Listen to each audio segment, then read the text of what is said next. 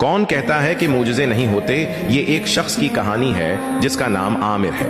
وہ لیبیا کا رہنے والا ہے اور اس سال حج پر جانے کے لیے بہت پرجوش تھا۔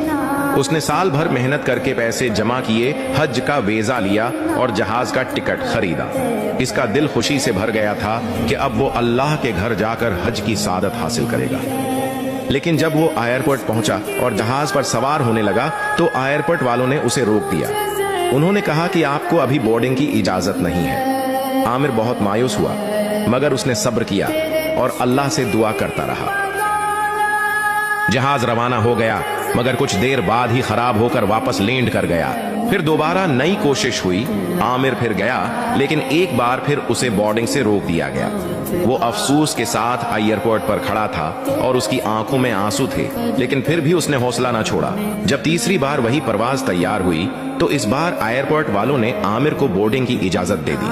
عامر اللہ کا شکر ادا کرتا ہوا جہاز میں بیٹھ گیا، اور حیرت کی بات یہ ہے کہ اس بار جہاز بالکل صحیح سلامت سعودی عرب پہنچ گیا۔ لوگوں نے جب یہ سنا تو بہت حیران ہوئے۔ سب کہنے لگے یہ جہاز عامر کے بغیر نہیں جا سکتا تھا۔